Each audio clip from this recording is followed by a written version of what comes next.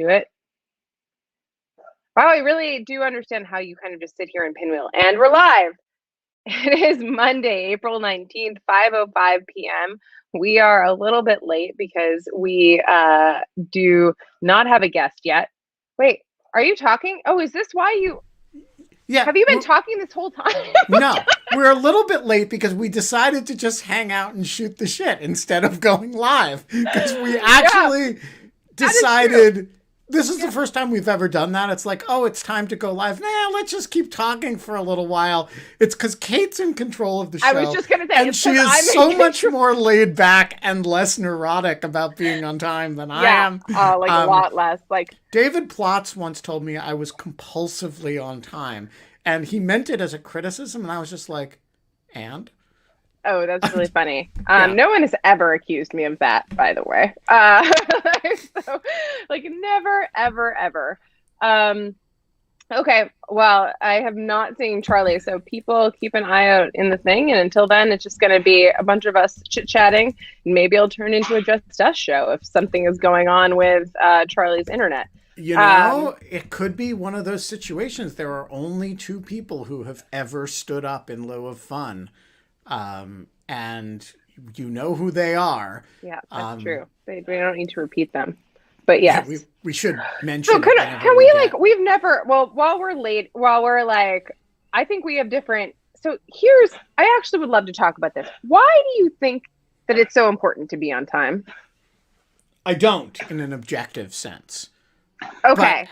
so if you mean why do get I get stressed when I'm not on time. Okay. So you get stressed when you're not on time because like why? Because you're I, afraid of how it will reflect on you to the person? no, it's not. It's nothing that rational. First of all, I just want to say, like, when a party is scheduled to begin at 6 o'clock or 8 o'clock, I show up at 8 o'clock. Um, Well, that's like there's well, you're like, well, sometimes I will say that is like the person I hate the most when I'm hosting a party. yeah, well, then you shouldn't schedule your party to start at a time when you don't want people But that's there. never how life works. You like the deadline creates the timeline. And so like and then the timeline gets a little bit like overlaps into it. And like people understand that and they show up a little bit late, Ben. I, I, I'm just telling you how I behave, Okay. um, and so, and when I've always it's always annoyed me that, like, when shows don't start when they're scheduled to start, because, Okay, like, that's fair. That's fair. But that's like when I've paid good money. And like no one is like no, I paid just, like, I don't understand why the world is designed for late people rather than the world being designed for on time people. because the world is designed for humans, not robots. Like, I mean, I feel like you have to have empathy for like not people like having things in your like. I guess what how I think of it is this is like I'm not that important, and like I shouldn't like.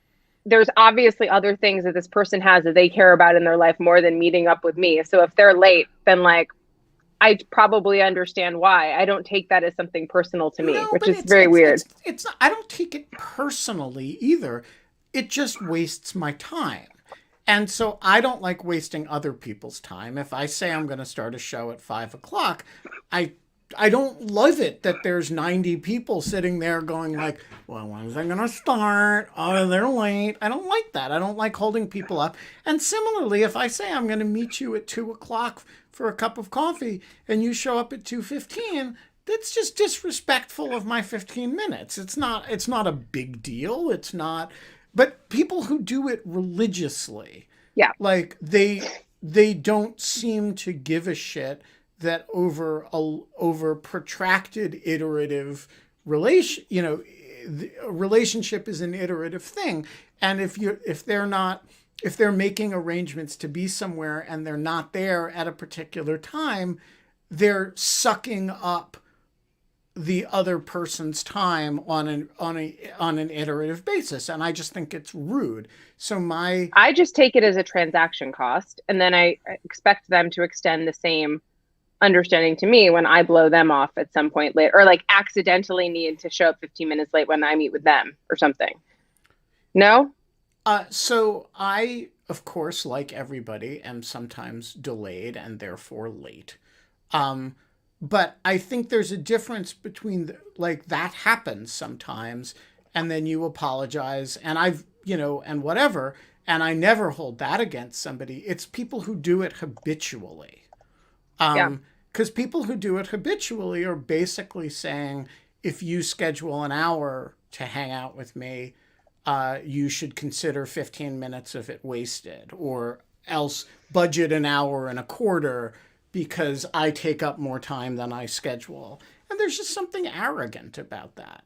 Yeah, I think that that's right. I think it's if it's habitual, I think that that's right. I just have I have extensive forgiveness for first time scenarios. I'm almost always willing to understand a missed meeting or a very late meeting or something because of like a one off. But I will agree if it becomes.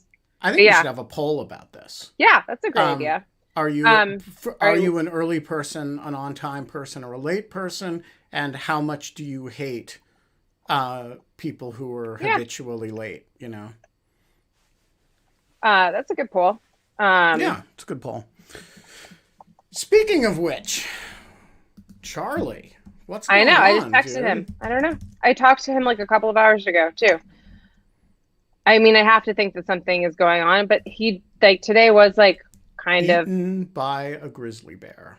Oh, it could. He is in Montana. Yeah. Oh, Ben, have you ever watched Deadwood? No. You want to do a podcast with me about Deadwood when you're done doing a podcast about I only the French do Village? one. It's a lot less. I'm only doing one at a time, but I wanted to say that early person so I put RUN, early person, on time person, or a late person in the chat. And someone, the second I hit go, hit early person and voted as if like, again, it was the only vote for a solid 10 seconds. And it was just like a perfect metaphor. It's like, who's hanging out in polls? Anyway. It's interesting. I do want to say that a lot more people are describing themselves as early or on time people than in my experience reflects the percentage of the population. Everyone likes to think that they're an on-time person. Although I know some of the people in the chat are genuine early people because the chat starts like a full half to 3/4 of an hour before the show. Okay, that's true. But I think that that's reflective of something different. They're getting something something that they weren't before. I'm putting in another chat. I think this is kind of interesting. I don't know. Maybe, I don't know if people don't find it interesting too bad what we're talking about. Feel bad about being late? Yes, no, okay. Are you mad at others for being late? Mike Birbiglia has a good line about this, which he should have him on. The thing that late people don't understand about on-time people is that we hate you. Yes, you do. But this gets to the poll that I just put up. Are you mad at others about being late? And so I think that is well, I think in 2 minutes we're going to have to assume that Charlie's not coming, but he hasn't responded to texts, and super weird because he retweeted it and everything, and I'm actually like, hope he's okay. We're like friends / acquaintances, and I like him a lot, so I hope that everything's fine. It's just like his internet is out, or he's like, drunk on champagne celebrating his new Substack somewhere, and I would totally understand that too. What are we gonna do if he doesn't show? I think we're gonna do what we're doing. I think we should have a guest take over the show. We'll just have a guest take over the show day, or audience takes over the show. Audience, I knew what you meant.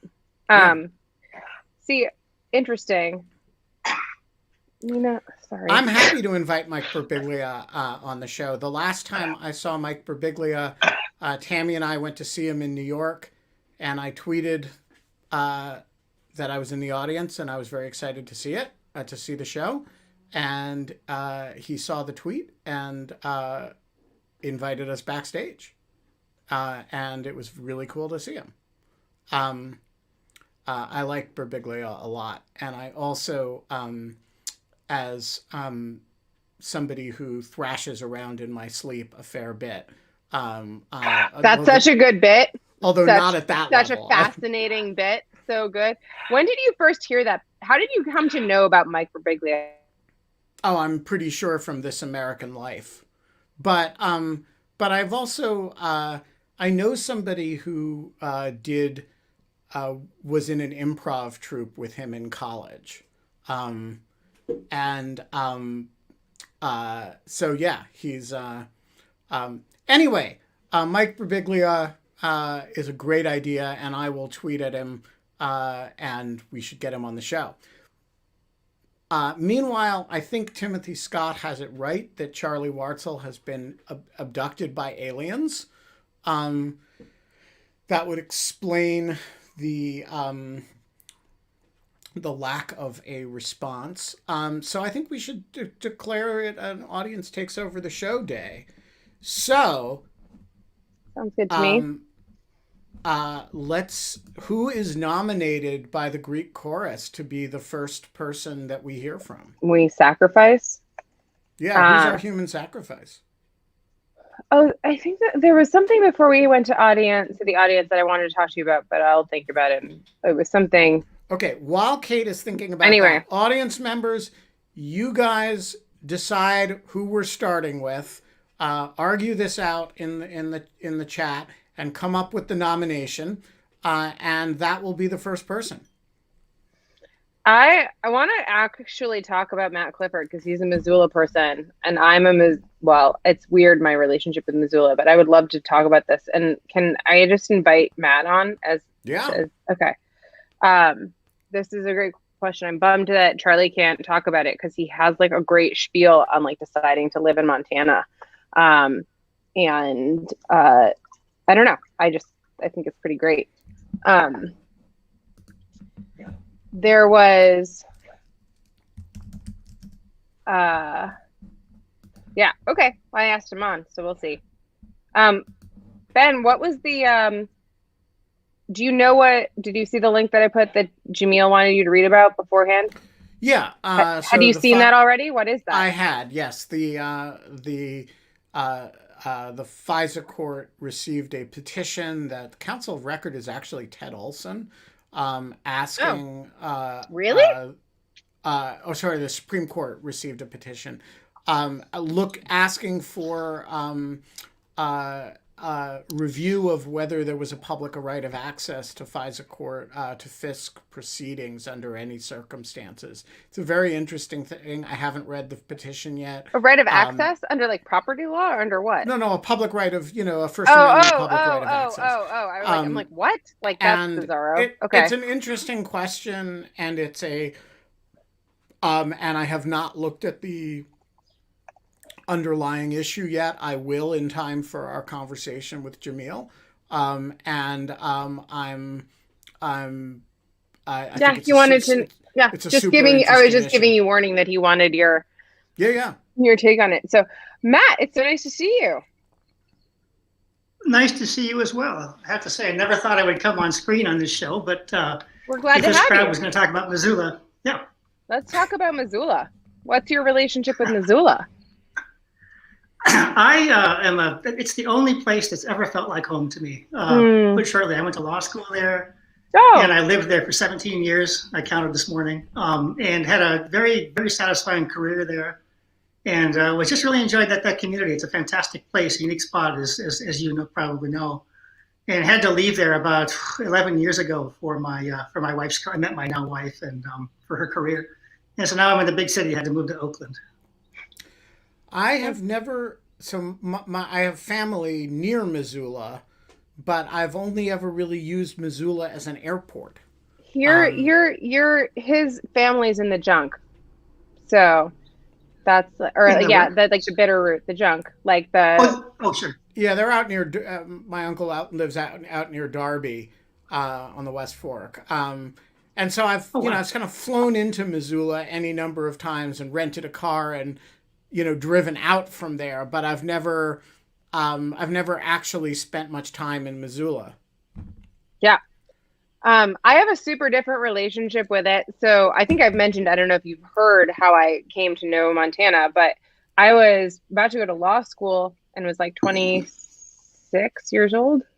And yeah, 25, 24 maybe. Oh man, I was young. But anyways, I like went and did something called willing worker like willing workers on organic farms or something like that, woofing, where you can go anywhere and trade your labor for room and board.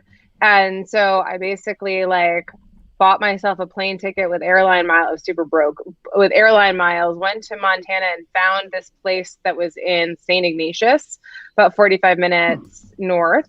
And was there for 3 weeks on a garlic farm that had like, was just like right around the Mission Mountains, like just like this beautiful, like unreal scape of the Mission Mountains, and would go in like on the weekends to do the farmers market and stuff. And so I got to know Missoula decently, but that was one summer. And then I thought that was all it was going to be. And I went back every single summer after that and kept working on that farm and became very good friends with the people who ran the farm. And 10, 11, I think this will be the 12th year. Basically, I've gone back, except for once, gone back every single summer for a couple of weeks. And so I love it there. I just love Missoula. I think it's a really sweet little town. It has a lot to offer, and the wild, like kind of the wildness around it is just incredible in the space. So Kate, do you think about Missoula the way I do? It's like, it's really a unique,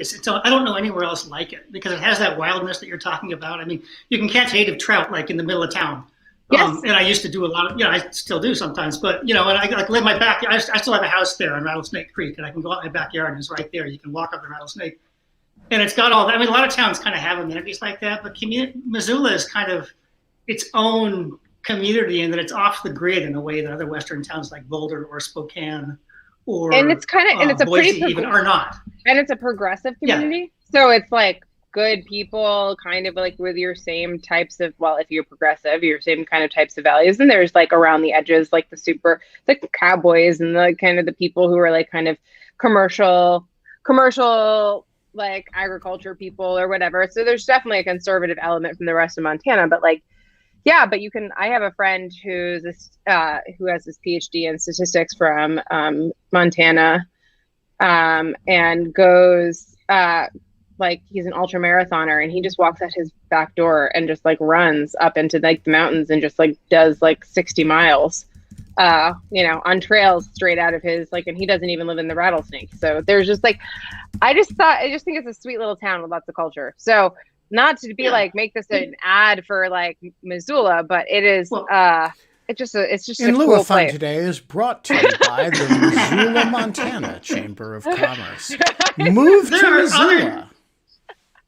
There are other towns where you can do some of that stuff, but Missoula's always just been enough off the grid and just that much harder to get to than other places that when you get there and land on the plane, you're like, you feel like you're somewhere else. Yeah. At the same time. Small airport too. Like everywhere, you always fly in a puddle jumper. Yeah. Always. And so to all who are watching this, the town you want to move to in Montana is Bozeman. Everyone else moved to Bozeman, but yeah. But seriously, actually, Bozeman is a totally different feel because it's like the ski, like Big Sky and all of the ski resorts. And Missoula doesn't have any of that. But anyways, yeah, it's just kind of it's super Western. It's like a straight out of like, Lonesome Dove or something. So yeah, I'm glad that you brought that up. It's a special spot. Yeah, I was, one of the things I was hoping to talk about with Charlie was like, he basically, his partner, is also a writer. She was the one who like wanted to move there, and he had no real kind of roots and like was like, sure, I'll give it a try. Like we can go anywhere. And then he fell in love with it too. And so it's just like, it's like a nice place. I will say it's remote. It's hard to get there, which is both good and bad. It's just like, yeah, but yeah, no, I'm so jealous of them because and Helen Peterson is his wife, and I don't know either of them, but I watch the Twitter feed and they like take their dogs all the places, and I'm looking at the pictures and I know that, and like my house is just down the hill, and I kind of live vicariously through them because I'm desperate to get back. But I got a big shipment of, hold on, you'll appreciate this. I don't know, maybe you will. Worcester Brothers Oh yeah, the Wustner Brothers like beehive thing from my friend in Missoula that isn't Charlie. I've got a bunch now. But yeah, anyways, sorry. I know this is boring for everybody else as we like kibitz about this, but this is very fun. Thank you for filling my like. Now I feel like Charlie wasn't here, but we had a nice substitute for the boring conversation that I would have forced you all through anyways with Charlie. And so we did it with Matt instead. It was fun for me. Thanks for having me. Yeah, it was great to see you. Thanks, Matt. Anytime.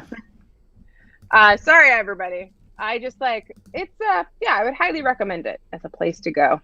Highly recommend it. It's also on the way to Glacier National Park, which is an amazing park. Have you been there, Ben? Yeah, you've been. Yeah. So let's bring in. Let's see. We've got some people proposing things. Let's have David Potts. And then we're gonna have. And David will tell us who he wants who he wants to hear from. Oh yes. Also, I love that someone wants to hear. Yeah. Okay, Ox. Hold on, Christopher Ardress. There is so Ox, yes, and can I just tell you that you can do this whole thing where you float, you pay someone to like a service to like rent you a canoe or something and drive you up to basically the Canadian border and float the Middle Fork for like 90 miles, which is just like all downstream, obviously. And it is a 3 or 4 day trip and it's all in backcountry and the birds of prey are insanely amazing and like the wildlife is insane. Yes, exactly. So I would just say like, if you ever want like a good 3 or 4 day trip in Montana around Glacier without the crowds of like a national park, put in at Kalispell and take out wherever you feel like it. Yes, that's exactly right. No, that's exactly right. It is so great. It is amazing. Rental cars are a premium there because people come and then like do this exact thing and need to be able to get around. But anyway, Drew, I have a very funny story about John and I almost losing it when we were floating the Middle Fork in a eddy and a bunch of strainers like down trees. And then well, anyways, but then we were very generous with the portaging after that. And I mentioned this story at some point about like in my class, and my class at like law school was like, everyone was like, what's portaging? Everyone was like, we don't know what that word means. And I realized that like not everyone grew up with like Boy Scouts like all around them. So anyways, not everyone grew up ever going outside. Yes, exactly. So you have to kind of like remember these things and then be able to like very quickly define words that you're like, oh yes, carrying a canoe. I don't know what else the term is. Christopher Ardress, how are you, sir? Speaking of Boy Scouts, I was an Eagle Scout. You want to know a cool fact? My grandfather, my uncle, my dad, and my brother were all Eagle Scouts with all of their poms in the same troop out of Rochester, New York. Wow. Yeah, they're like the tiny little like militia that everybody trained. It feels many lifetimes ago for me. Yeah.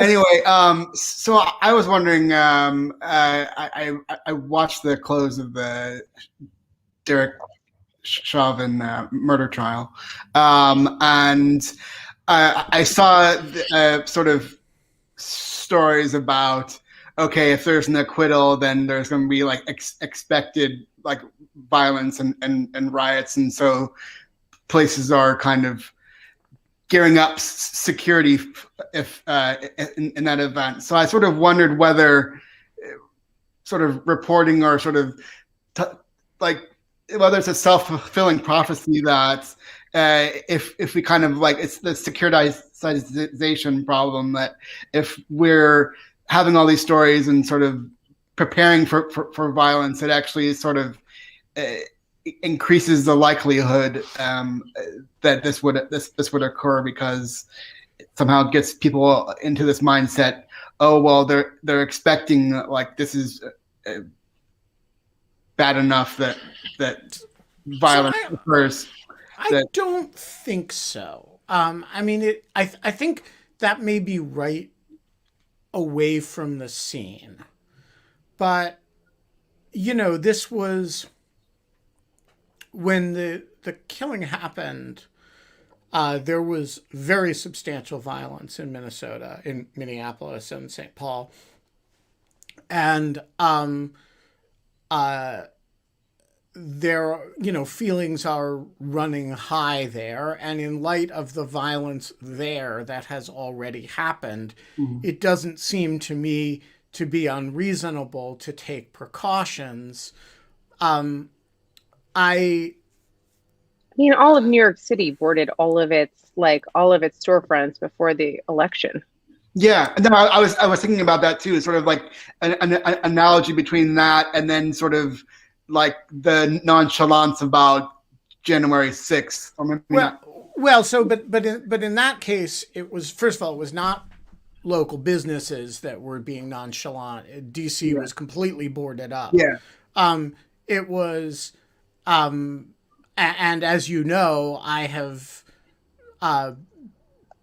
been repeatedly incredulous about the lack of law enforcement accountability for the negligence before January 6th. Yeah. But I don't think we can hold two ideas, contradictory ideas, in our heads at the same time, right? You can't say, hey, law enforcement should have been prepared for January 6th, but to the extent that they get prepared for anything, we're going to accuse them of creating a self-fulfilling prophecy with respect to that thing when it happens. I think what you have to say is these things should be reasonable, and they're not facts, of course, because they haven't happened yet, but they should be driven by reasonable analysis.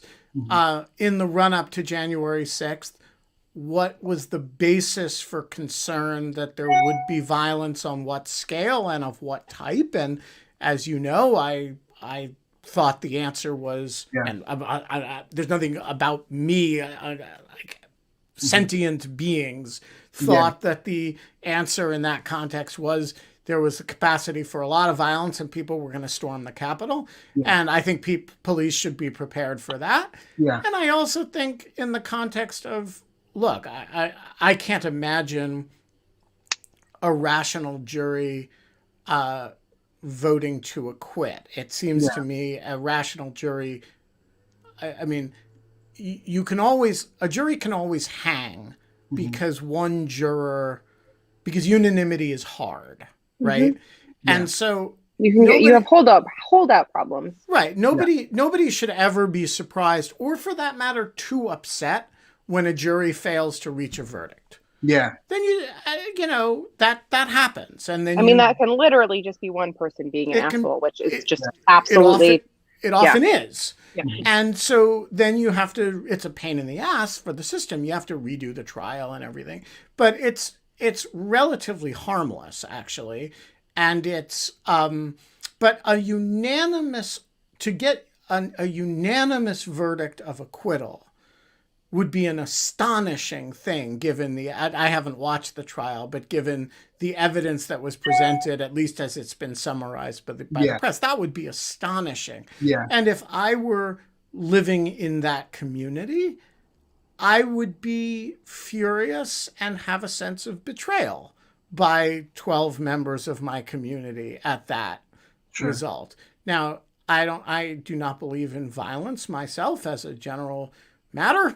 And so I would not go out and, burn something down or, overturn a car or whatever. But I do think that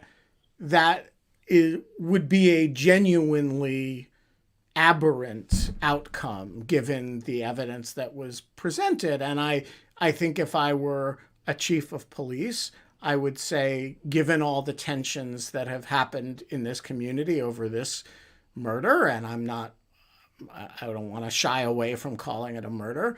Yeah. If that were to happen, I would expect there to be a lot of angry people because anger would be a rational reaction. And given the last time there were a lot of angry people over this particular killing, there was a lot of violence, I think we should be prepared for some violence if there's an acquittal. Yeah. That's how I would think about it. And I don't think that would be stoking the reaction. I think that would be reasonable preparedness for the reaction. Sure, and I think, to be fair, they're probably like, I'm from Oakland, just like Matt, the last person, and they've historically had tensions when these kind of things have happened. So I'm sure that Oakland police are probably making preparations. Or it's kind of the opposite valence, or I don't know what it is exactly, but I think the first trial like that I ever remember seeing in the news was the O.J. Simpson trial.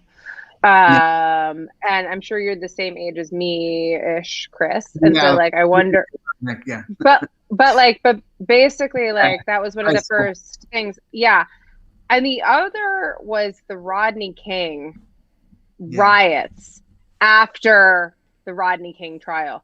And that is like, I don't actually like, again, it's like one of these, it's like a weird gap where you have a period of time where you have early kind of unable to really put what's happening in life context, but just kind of picking up intuition around an event, and because you're so young. And then also by the time when you get to that stage and like learning US history or whatever, it always gets skipped over because it's so close to memory that like people don't teach it.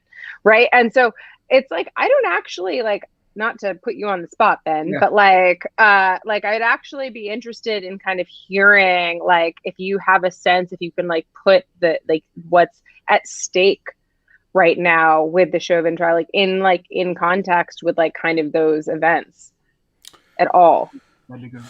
All right. The O.J. Simpson trial is, I think, an irrelevancy here. But there's just too many other factors. Well, it was fundamentally, the O.J. Simpson trial was not about race. It was about celebrity. And by all theories of racial prejudice, and O.J. should have been convicted, right? Right. He was.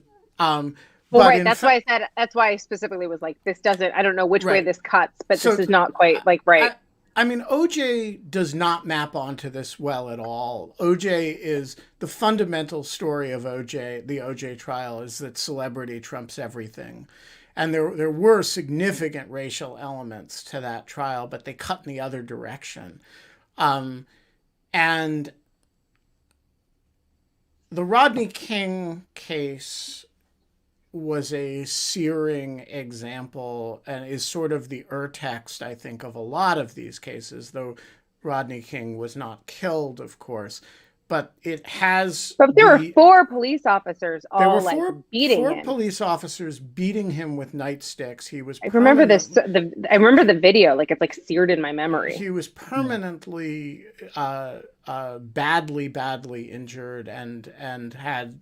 he died very young. I don't know what, but I remember he died like in his 40s, I think. And he was, and so it had all of the elements that this had, which is a bystander videotaping it, then on with a, camcorder, but now with a phone, right? So we saw it because of modern technology, specifically handheld video technology. Number 2, it was police conduct toward white police conduct toward black man. Number 3, the defense was he posed a threat and therefore the action was reasonable, and the defense involved everything from his drug history, which is, shows up again in the George Floyd case, to, these micro movements in the videotape that the defense argued successfully were if you were on the scene in real time looking at it from the point of view of a cop, would be seen as gestures of non-compliance. And so it had like all of the elements that, you know, are like that are prototyped in what we've come to expect these cases to be. Here is I think the big difference was that, first of all, I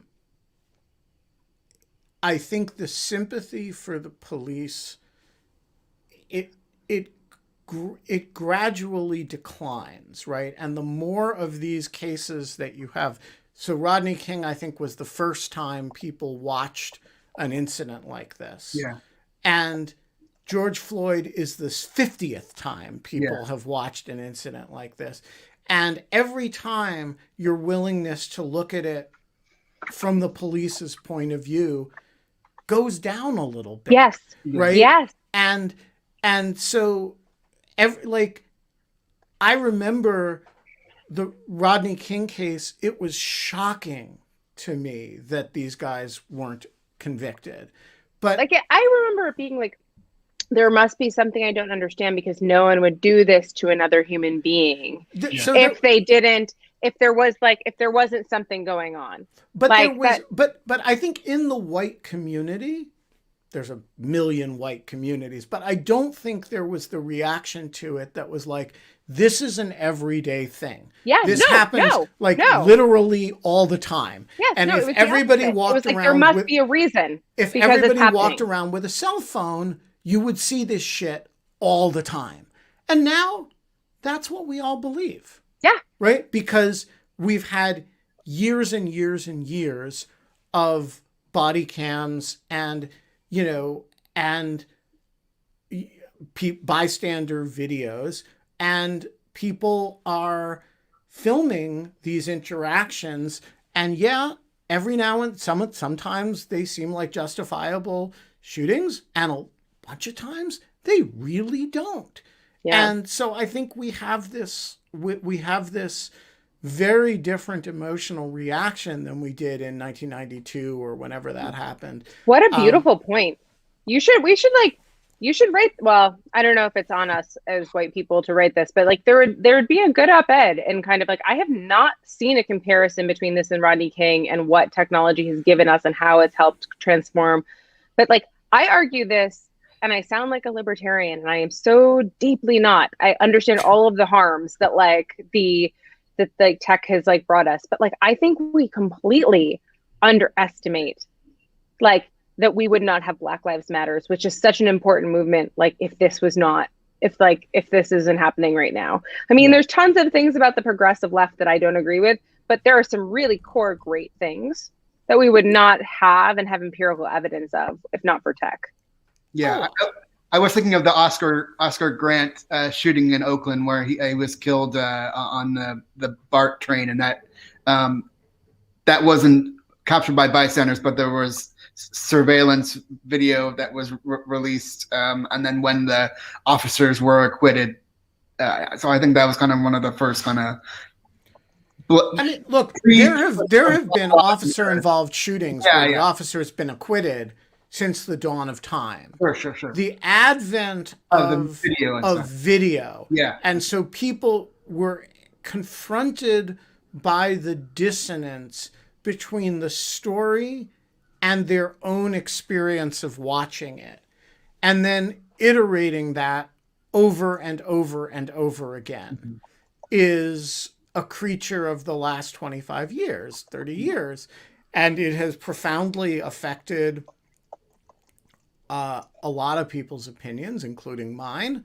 And I remember that about Rodney King, you know, watching that. And if you'd told me 2 days before I saw that video that, you know, cops would behave that way, I would have said that's ridiculous. Yeah. And then watching them do that and watching them defend Stacy Kuhn was the name of one of the cops. Oh, yeah. Kuhn. I remember this because I had later in life, I was like, I had a gym instructor named Stacy Kroon, and I was like, huh, how do I like know that name? And like, it was like a different name. It just sounded very much like. I just remember being scandalized that they would defend that video as like every incremental step being reasonable. And, you know, over time, you watch more and more people do that. More and more of those videos come out. More and more police unions argue that this is a perfectly reasonable way to behave. And it does change your view of the matter because it just defies what you're seeing. And I think that in that sense, the Rodney King case is though it doesn't involve a shooting, it does really provide the kind of urtext of a lot of what we're seeing. I think that was a great question, Christopher. Thank you for coming on to talk about it. And like, I don't know, I like where this, like that conversation was super illustrative. You're right.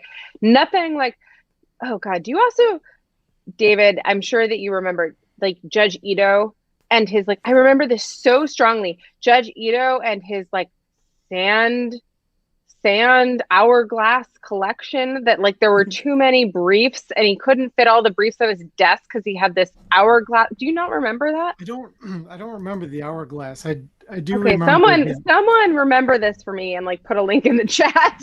Like, anyways, it's so nice to see you, David. Thanks for coming on. Nice. Oh wait, hold on. I gotta see your screen here. Well, I want to raise the issue that you have said in the question that the days of the beard are numbered. Yeah, I want to know what that's about. Well, it comes down to I'm telling part of the story, Ben, in the screen where you will see, and Kate, if you can help me out. Yeah, sure. I'm sorry. I am part of House Moderna. Ooh. I like this tweet, Ben. It was cute. So I got one down, and then my last date is on May 1st. Wow.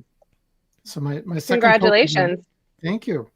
And so sorry, I'm trying to close you down so you're not like on blast. There you go. Okay. So I've been informed that that I really need to lose a lot of this, like a great majority. For what? For returning to work? Well, no, I've got some big deal events that are coming up, and I've been told by local management that there's going to need to be some changes around here. So shortly after May 1, the can we get a video? I'll have to think about that. Maybe you should remove half of it. And then the next day, remove the other half of the mustache. So you'll have like half a beard on one side, half a mustache do it like, on the other. Make yourself the most grotesque human imaginable. And then come on in lieu of fun every day. And we'll do like a screenshot photo essay of beard removal. Oh my God. That's really good input, Ben. Thank you for that. But I'll keep some of it, just not. Do you want to shave it live on In Lieu of Fun? No, I knew that's where this was going. It's the In Lieu of Fun. No. It's the only In Lieu of Fun beard. No. It has been around as long as In Lieu of Fun. And I think when we're allowed to have fun anymore and the beard comes off, you know. Listen, David, when you're getting ready to cut it, let me know, because I have this thing that's like bouncing around on the top of my head. We could have an all-shaving edition. We'd have a shave off. Have you ever seen a person go from like really long hair to like shaved hair? It's like actually very like dramatic, like how different get half they look. Of Kate's head, half of your beard, then the next day we'll do the other half. I really like this Notice that I'm leaving myself out of this story. Yes, I do. Yeah, I think at least one eyebrow, Ben, has to go. one eyebrow. Oh yeah, if you do an eyebrow, I'll shave half my head. I'll take off an eyebrow. Okay, we'll do. That's like, I'm like a little uncomfortable at how easily you were like accepted that for me shaving half my head. Well, it's a good deal. You take off half your hair, and I'll take off an eyebrow. In fact, I'll take off both eyebrows except the silver part of this one. That's staying where it is. Oh well, that would be like diabolical. There was a kid I'll never forget in 2nd grade that shaved off both his eyebrows and just came into class. Well, I did something like that not in 2nd grade, but when I was a little bit older than that, somebody told me that if you shaved off your eyebrows, nobody would notice. They would just notice that something was very different about you. And so I decided to try this. And I shaved off one eyebrow, and then I panicked. I was like in 6th or 7th grade, and I panicked and stopped. And so it turns out that I still don't know whether anybody notices if you shave off both your eyebrows, but if you shave off half of one, everybody notices. And so I went to school the next day, and it was like, "Hey, Ben, you shaved off half your eyebrow." That was my experience with. I was laughing I thought that was pretty great. I'm a little surprised that you're admit it. I'm 51 now. I don't do embarrassment at things that happened in 7th grade anymore. David, I'm so sorry that Ben monopolized your time with his eyebrow story, but please, the floor is yours. So, somebody says hi. This is Luke, Lloyd, Logan. Logan's the dog. Lloyd is the other. This is Luke. This is Luke. Luke says hi. Luke was resting. So the good news is, it truly is it not fabulous that 50% of U.S. citizens above the age of 18 have received at least one vaccination shot? So great. I think that's fabulous. It stained everyone. But yes, that was great. Can I just say, on the list of things that nobody notices until you announce them? But someone was going to screen grab it, so I had to announce it. Inoculate. Yeah, inoculate yourself against it. But yes, so hold on. So what are the numbers now? It's about half. Yeah, just over 50% of adults have received at least one shot. So does that literally mean that 50%? What is it going to be in 2 weeks from now? Well, but it's not 50%. It's 50% of people over 18. So it's almost zero of people 18 and under. Okay. But we control those people more because they're children, and so we can point them in the direction of needles. Them down. Exactly. We can corral them into gymnasiums and stab them with sharp things. I know, it's true. But so I think that's so great. I just think it's amazing. How are you feeling about it, David? I'm right with you, and the fact that the Biden administration was able to essentially double the promise to move from affirmatively stating 100 million injections in 100 days to 200 million injections in 100 days. I think it's fantastic. It's really something. Yeah. And I don't know if you have thoughts. I don't know what to do about it. It seems that things are less great in other regions of the world, either developed or undeveloped. Even Western countries, Western Europe seems to be having the problems. India is having the problems. It seems unfortunate, which I think does not redound well to our interest to have the rest of the world not also in the same place due to variants and related matters. No, I mean, to be clear, if there is large-scale transmissibility anywhere in the world, there will be mutations and therefore variants that will eventually be vaccine resistant. And so it is in everybody's interest to vaccinate as many people everywhere in the world as humanly possible. for political reasons in the United States, we should not be exporting large amounts of vaccine before we have vaccinated everybody who wants to be vaccinated here. But, you know, but can I, I didn't think that John was going to, go ahead. But you gotta, worldwide vaccination has to be the policy, or else you're just going to be dealing with the next variant as soon as you, sooner rather than later. I was just going to say that, like, just as you said, David, I remember even in February, like late January, February, when we were moving back, very specifically looking at, like, New York Times published like a timeline that looked like a where will I, like, it was like, like these are all the people ahead of me that are going to get vaccinated. Does everyone remember this infographic, or is it just me? But it was like a long line, and it like basically showed you where you 1A, 1B, 1C, 1D, all this stuff. Yeah, it showed you where you were in line. And like basically, according to this thing, I was not going to be vaccinated until September. And then they changed the rules. And then like John was still not going to be vaccinated until September. And then they changed the rules again. And like there has been just like this immense rollout and this incredible ability to kind of scale this up. And at some point we have to get Andy Slavitt on to do a postmortem of everything, that if he can talk about it, of like everything that he's done. But he has like, I mean, remember we had him on talking about like the extra dose that they found in like they've been kicking ass on this. They've been very competent. They've been, and I actually texted him the other day to see if he wanted to come back. They're a little busy right now, but yeah, I mean, I think that's what I mean. Like, I think a postmortem would be great. Like, I think, but I just like, holy shit! Like, John got his first shot like 2 weeks ago, and he gets his second shot this Saturday.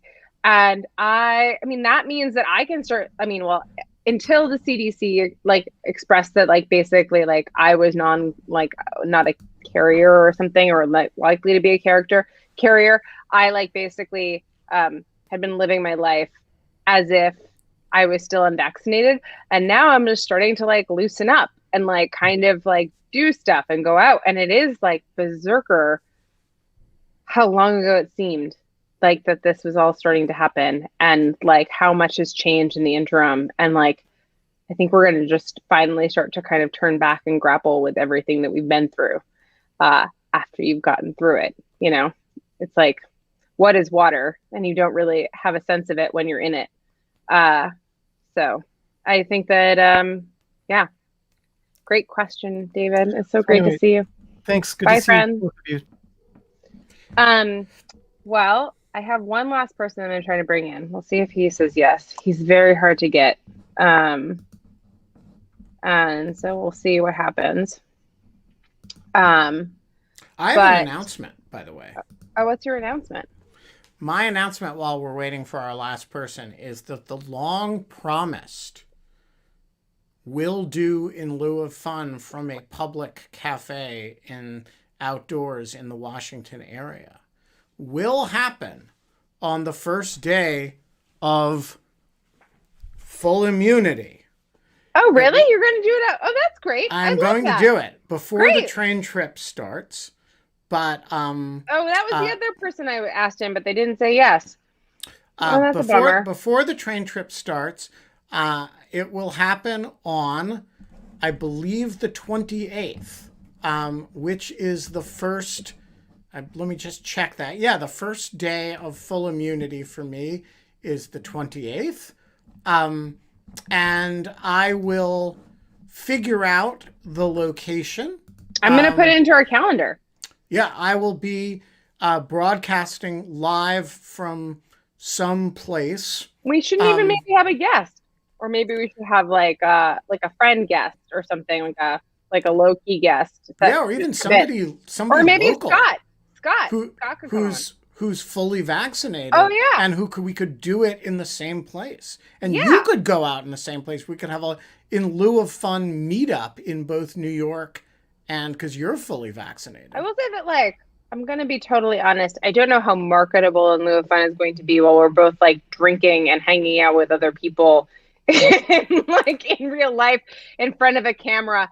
Not quite the same level of production, but I'm willing to give it a shot. You know, it's going to be one day. There will be balloons. There will be drinks. There will be Ben You're I have a Muted box t-shirts that I'm sending you. And it's going to have a present in it. But you'll see. And then the train trip will begin. Yeah. Okay. Well, unfortunately, this individual is not able to accept and connect. We're trying to make it happen. But let's give it 1 or 2 more minutes. But I love that idea. So I put it in the calendar. That is great. I'm going to try to rebook Charlie, figure out what's going on. I do not think, given that he retweeted it like this afternoon, that this is going to be, that this was personal. I think that things just got crazy. Sounds like something bad happened. Yeah, I hope he didn't like fall off a cliff in Missoula or something. But there's I will say Christopher Argyris just had a really good idea. Which is live from Comet Pizza. Oh my God, he thought it was 6 p.m. Sorry, hold on. Live from Comet Pizza. Oh great! Now I can't hear anything. May just have to happen. We can hear now you. I can't hear. We can hear you. Someone tell John Bordeaux that we can hear him. We can hear you. Oh, great. Oh, sorry. Oh, sorry. Yes, that's a great looking hat. It's just your size. Kate, if you need one, let me know. Oh, did you send it? It's all good. I got mine inside. It was a brilliant. He posted a picture that was the same hat, so I suspected. It's been great. Since you can't hear me, it's a weird conversation. Sorry about that. So I don't know why. I'm kind of used to this, frankly. Talk to my kids this way. Yeah. Yeah, I know, Petra, you can hear me, which is profoundly embarrassing because I'm just babbling on and they can't hear me at all. So I'm hoping Kate will type something smart that I should talk to. Oh, there's nothing. Okay, great. Anyway, yes. There is. I'll talk merch. There's new merch coming. I am in talks right now. High level conversations. Can't really talk too much about it. But essentially, the theme will be think university alumni sweatshirts. That we made it through the Endua Fun year. And we're looking at early designs for that. So that's coming. Look for that in the coming weeks, just to celebrate. We made it. As David Bott says brilliantly, eloquently, we should be celebrating this. It's an extraordinary moment. And as I keep saying, you guys got us through this. So, yeah. Sorry. Yes. Thank you, guys. Big hugs, everybody. And Ben, I want to come to your live event, please, because I will make clear. It's going to be at Comet Pizza. Again, there will not in the other sense, but I'm reborn, so I want to come to your live event. There will be beer. I will even nice. go over to Comet Pizza. Yeah, dismiss John so he can hear us. It'll be at Comet Pizza. It will be at Comet Pizza. There will be beer. There will be. I will arrange it with them maybe so that we can have the sort of front patio area. And, you know, we can even make Jack Prosobiec jokes. Yeah, this is totally going to happen. And yeah, it'll be a celebration of our cool neighborhood victim of really grotesque, disgusting conspiracy theories. They make good pizza. the Yaley, the clam pizza at Comet Pizza is a thing of beauty. It's lovely. That's my favorite pizza at Modern in New Haven. And they have really good beer, lots of different beers. Comet Pizza is just a really nice place. Cool. So we should wrap. That is all to say that we will be back 22 hours and 56 minutes from now with Jamil Jaffer, who is going to be talking with me. Hopefully I'm going to bend his ear about the Thomas concurrence in the Knight Institute versus Trump decision that just came down a couple of weeks ago. We haven't gotten to do a tete-a-tete about it, and I'm just super eager to hear his thoughts. And then he wants to talk about the new FISA court thing with Ben. And so it's a little bit for everyone in the crowd tomorrow with Jamil. He will be great. And then we have on Wednesday, Biana Goldroiga.